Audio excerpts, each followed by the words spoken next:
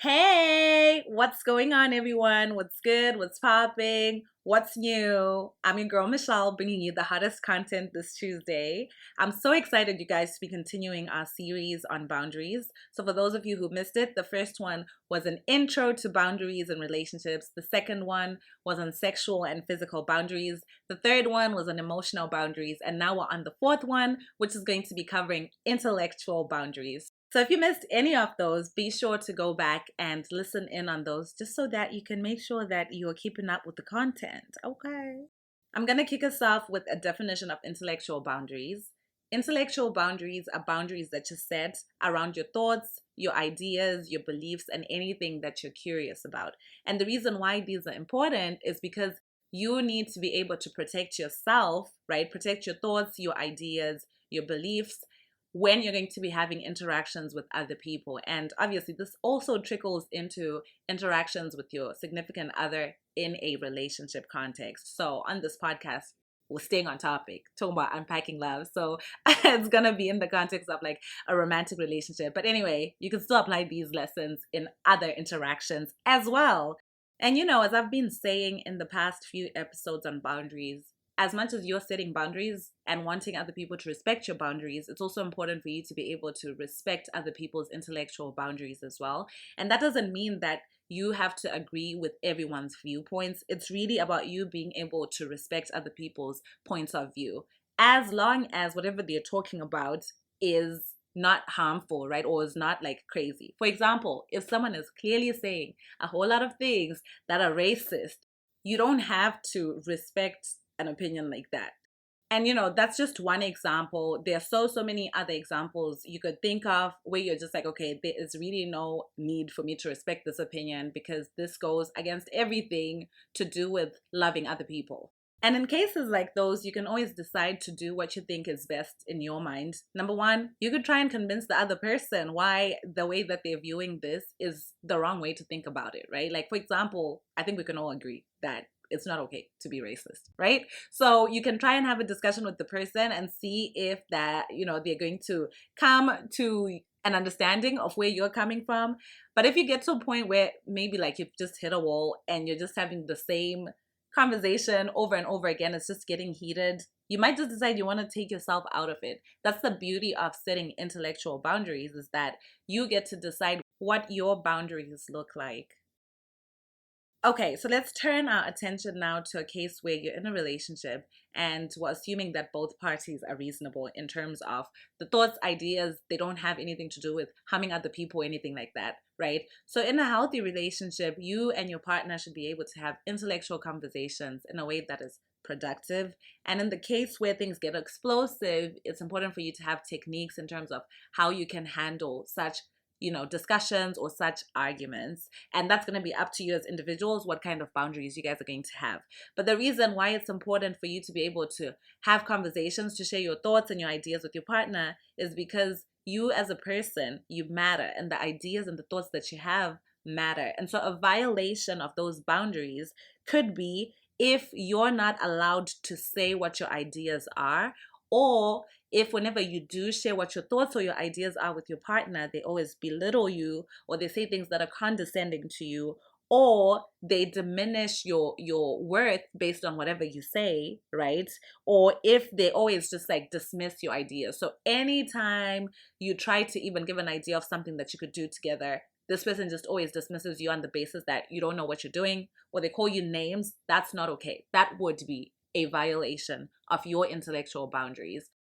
And whenever violations of your intellectual boundaries or any other boundaries occur, it's important for you to be able to voice out what's going on. So, for example, you could say to your partner, when you said this, or whenever you say this, or that, after I've told you my ideas, I really feel like you're belittling me. Or when you say this, it's very condescending. I don't appreciate you not respecting my thoughts. I don't appreciate you not respecting my ideas. It's really important for you to be able to speak out for yourself and to draw that line, right? Where you say, hey, you won't belittle me. You might not see things the way that I'm seeing them, but that's no reason for you to call me names, or that's no reason for you to think that I am stupid because of the way that I'm thinking about things, right? So being able to voice out when violations occur is important for you because you need to have a voice in a relationship. And here's one that I feel like is a violation of my intellectual boundaries, okay? Let's say, for example, I'm in a relationship and my partner, homeboy, does something, okay? And I can clearly tell that homeboy is lying. Homeboy is telling me all sorts of stories, and the math is not mathing. 1 plus 1 is not equal to 2. 1 plus 1 is equal to 11 in one of his statements. 1 plus 1 is equal to 25 in one of his statements. It's a clear lie. That is such a violation of intellectual boundaries. Because to me, I'm like, look, do you think I'm stupid? Like, you yourself, if I was to tell you the exact same story that you're telling me and the math was not mathing, like, would you also be okay with this? So I personally think when somebody is blatantly lying to me and they themselves, they even know that they're lying, oh, that is such a violation of intellectual boundaries. It is wow. It is such a violation of intellectual boundaries. The tagline would just be, don't play with my mind. Don't play with my mind. Please stop. I don't like it. Stop it. Anyway, now that, we've gotten that rant out of the way, let's continue with the rest of the things here. So now let's talk more about, those sticky situations, explosive arguments. Because I feel like sometimes in relationships, whether they're platonic, romantic, there are certain topics that you know that whenever this thing comes up, it's about to be a furnace in here. It's about to be a wildfire. Okay. So whenever something like that comes up and it's not the right time for you, one way of communicating a boundary would be to say, hey, can we talk about this like at another time? So for example, let's say like this explosive topic is about to start and you guys are just about to eat dinner in a restaurant. One way of respectfully saying it could be like, okay, let's put this on the side for now and then let's have that discussion when we're by ourselves, right? So that's a way of like communicating and saying, hey, on my end, I don't want to go into this right now, but let's do it at a later time. Another thing that could happen is, let's say, for example, you're having a discussion and you guys are going back and forth, okay? It's just back and forth and you've gotten to a point where this person is repeating their same points and this person is repeating their same points. It's okay. I mean, ultimately, we're all human beings and you don't have to actually agree with what anybody's saying. So it's okay to get to a point where you're like, okay, like I've heard what you've had to say. I've also been saying the same thing on my end. And I think like we're not getting to a point where we're agreeing. So let's agree to disagree.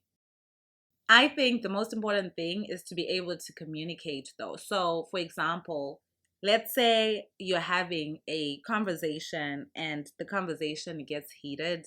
Something that I personally wouldn't be able to stand is if in the middle of a conversation, someone literally just walks away. They don't excuse themselves.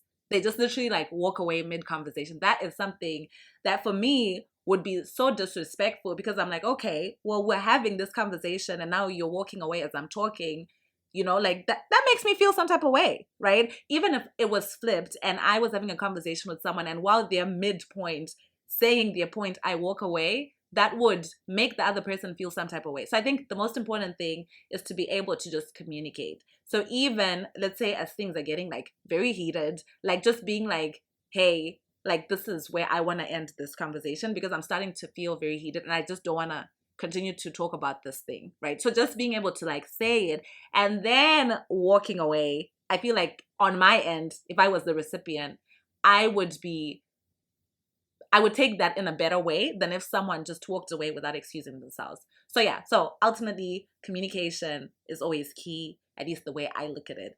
Whew, guys, let me know, what are your thoughts about intellectual boundaries? What are some things that you consider intellectual boundaries? I would be so curious to learn from other people. What are some violations of intellectual boundaries? Feel free to share, guys.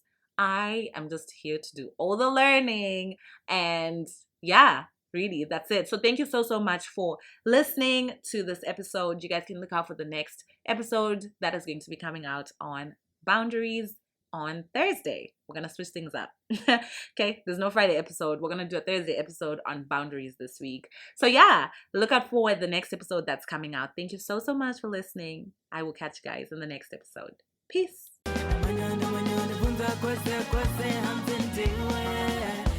Ndiwe